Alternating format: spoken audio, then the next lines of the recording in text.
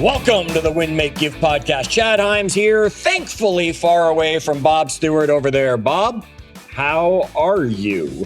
Oh, it's not me, Chad. Bob's not here today. Sometimes I wish that Bob wasn't here today, but you're a little sniffly. They might be hearing that through the podcast recording today, Bob Stewart. I am, man. I'm sorry. I'm sniffled up. It's December here in Seattle. We never leave the house, which means you just are around the germs that your kids bring home from school. And so there you go. There you go. Yes, because Bob, it's Christmas week, right? Yeah. It's Christmas Eve is coming. First night of Hanukkah this year, they line up together. Is coming. It's a holiday, festive time of the year, and we wanted to first of all wish everybody a very happy holiday season. Whatever you're celebrating, choose not to celebrate whatever it is that you've got going on. I'm going to say Merry Christmas to you because it's just happy when you say Merry Christmas. It just makes me feel happy. So Merry Christmas, audience. And Merry Christmas, Bob and Dave, who's not listening anymore. He's just making sure that, I guess the audio line keeps showing up and he'll just be like, yeah, I don't care what they're saying. But Merry Christmas, Dave. We love you back there. Bob, we wanted to get a little Christmas theme today, and you kind of gave us a little peek into that at the beginning. We're going to get into some of those secrets of Santa Claus, right? He's an amazing guy. I mean, look at all the things that he does every year, and all the kids out there who, hopefully, if you're in the backseat listening right now, you understand you better be good today, right? You're running out of time to get onto that nice list still. But we're going to talk about some of the secrets. So kids, it's okay. We're going to share safe secrets with you that you understand about Santa Claus. Let's go. My boys are waiting for Santa to show up. I know this for a fact. Their lists are filled out, and they are doing every last thing they can, Chad, to make sure they're on the good side of the list, for sure. All right. Well, Bob, that's the first thing that Santa does, right? He makes a list and checks it twice. 2 times. That's right. 2 times, right?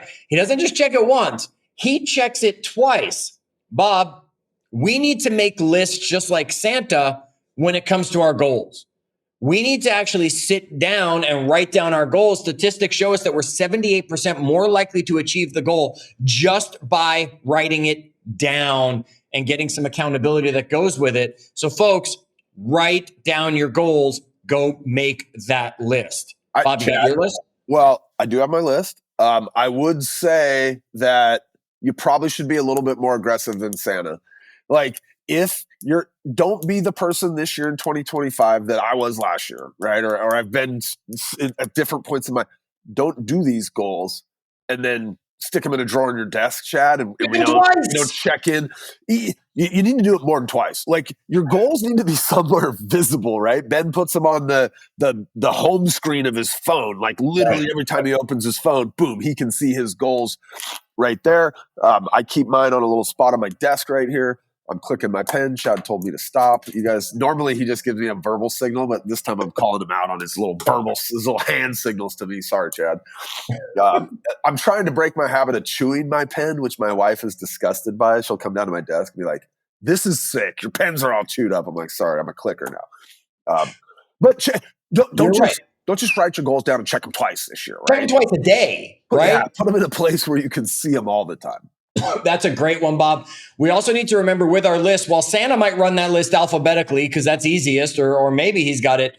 I've never personally seen the list. Maybe he's got it by house, so it's easy to go kid in order. We have to make sure that our list is in some sort of order as well. It needs to be prioritized. We've talked about that many times, right? We have to have our priorities in order. We have to have that list be able to help us get to where we're going. All right, let's go. That's ho. Santa tip number 1. Make your list, check it twice a day. All right. Santa tip number 2, Bob Stewart. Building your team of elves. It's almost like Santa knew in order to do what he does at the scale he does it, Chad, he wasn't going to be able to do it all by himself. Now, he gets a lot of the credit, but we all know that the people actually doing the work are the elves, right? And so we're talking about building a team. Santa's got a team. He's not doing this by himself. That's right. I mean, think about any sport, right? You can pick out your favorite player on the team. They win the championship. Everybody says it's because of such and such. There was a whole team involved in it, right? Think about all the things that get done. It's a team effort, and Santa has the best team out there, right? They are dedicated to what they're doing. They love what they're doing. They're passionate about the project. And those elves give Santa the opportunity to focus on what he's great at. So the elves are doing the other stuff of making the toys so he can be ready to do the delivery, which Right. needs to He's be got done. Mrs. Claus. She's director of operations. He's got Rudolph and the reindeers. Right, they're out like running the charge, and I mean, yeah, he's built a top notch team. Side note on that, Bob Stewart, you don't hear much about Rudolph anymore. I think Most that's of a the shame. movies that I've seen lately, they've removed Rudolph. He doesn't. Comet seems to almost be the featured reindeer in a lot of movies lately. I'm I, I wondering if what's up with Rudolph. I think that he's done a lot for Santa and the team. So maybe he's kind of slowly sliding off into retirement. I'm not sure. Or could be, Chad, we just haven't had a lot of foggy Christmas Eve nights and they don't need Ah, Rudolph on the point. that could be. Rudolph might just be, hey, chilling because you don't need me this year, He's like, hey, if guys. You there's got it. fog, I'm there. Guys, otherwise, enjoy your trip around the world. That's right. It's part of a team. Everybody knows their role.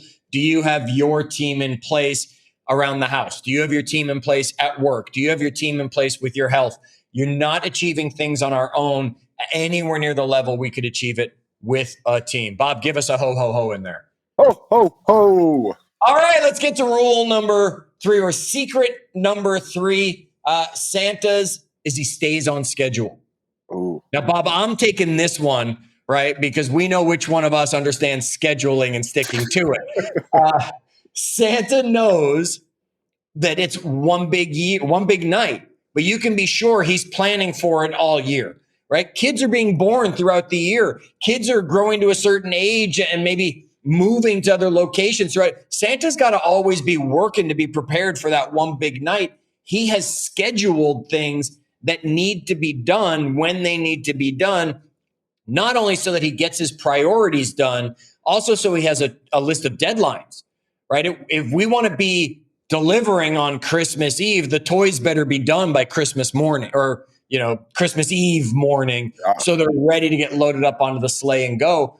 Do you have deadlines as you go through these opportunities so that you're in a position of saying, hey, at the end of the first quarter, I need to be here if I'm going to be ready to deliver all those presents on Christmas by achieving whatever my goal is.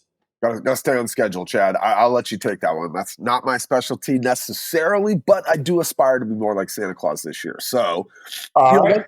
one thing I would say there really fast is, kids, if you are in the backseat listening, there's a place you can go online. It's called NORAD Santa Tracker. Go Google the NORAD Santa Tracker, and you can make sure that Santa's staying on schedule as he heads towards your house on Christmas Eve.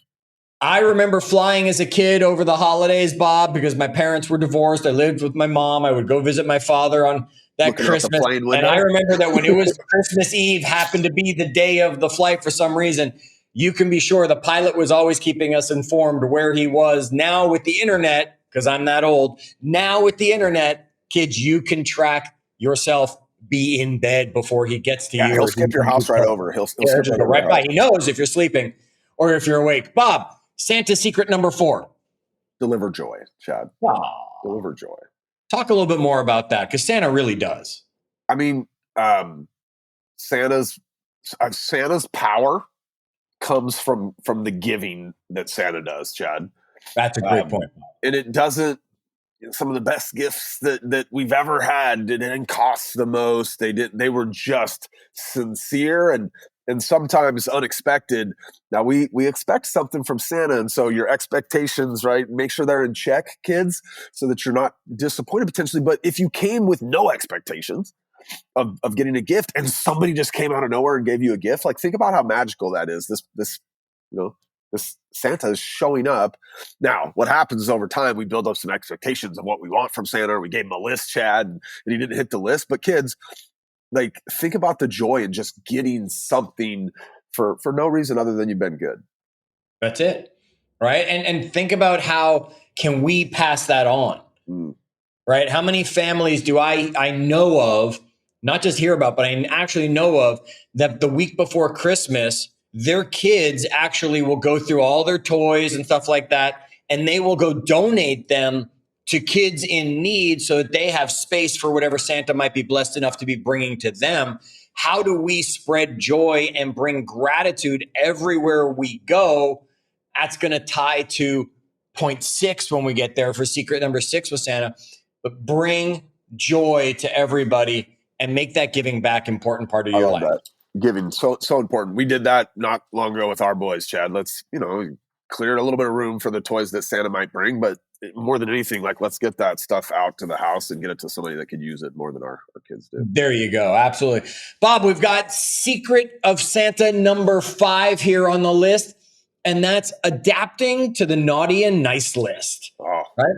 We talked at the beginning. Point 1 was Santa's got a list that he checks twice. Secret number 5 is he adapts to that naughty and nice list. Folks, kids, it's not written in permanent ink. You can ruin it before the Christmas Eve by moving yourself to the other list. And Bob, you said it. Sometimes we write out a list for Santa of what we're hoping to get, and Santa doesn't deliver on all of it because he's decided this is what you needed and you didn't need these things. We have to adapt because setbacks are going to happen. Change is going to happen. The saying for years was the only constants in life are death and taxes, right? That's not true. The only constants in life are death, taxes, and change, because there's always going to be change, whether we want it or not. We have to remember when change happens, stop, call time out, take a breath, and then be able to adapt to what has happened. Love that. Love that. All right. Now, Bob, we just mentioned delivering joy is one of Santa's things. What's the sixth? Well, let me recap them and then I'll get you onto the 6th one, right? Santa's secrets are make that list, check it twice, build that team like he has with his elves, stay on schedule, deliver joy, adapt to the naughty nice list. And Bob, tip number 6 is? Keep that spirit alive all year long, Chad. He does. Santa, he delivers on one day, but I think the magic of him is something that I know my wife and I use that all year, right? Our boys look forward to it all year. It doesn't have, like, you can take these one-time events and you can extract things out of them, longer term. Yeah. Christmas in July, it's a thing now, right? We'll watch Christmas movies in the heat to cool ourselves down mentally. And Santa's doing amazing stuff with bringing that joy. We talked about gratitude. Can you do it all year round? Because Santa's watching. He's always watching. He doesn't care if you want to be good in March. It's getting you onto that nice list. It's giving you points towards that nice list back in March or in April. Don't just wait for December, Bob, to bring that joy. Keep that spirit alive all year long, celebrating. I love that, Santa likely does this, Chad, on the back of staying connected to his big why. Like he's able to find that joy throughout the year, not just that one day that he shows up and delivers presents, but it's likely because he's super connected to like why he does what he does. That's a great point. We all need to remember why we do what we do. All right, folks, we want to deliver some joy and say happy holidays, Merry Christmas, Happy Hanukkah, whatever it is you're celebrating or not celebrating. We here at the Win, Make, Give group, we want you to have the most amazing holiday. We are glad we get to be just a small part of it. Make sure you spread some joy this time of year more than any other time of year, because everybody needs it. And I'm going to close this episode a little different. Until our next episode, Bob Stewart. Ho, ho, ho!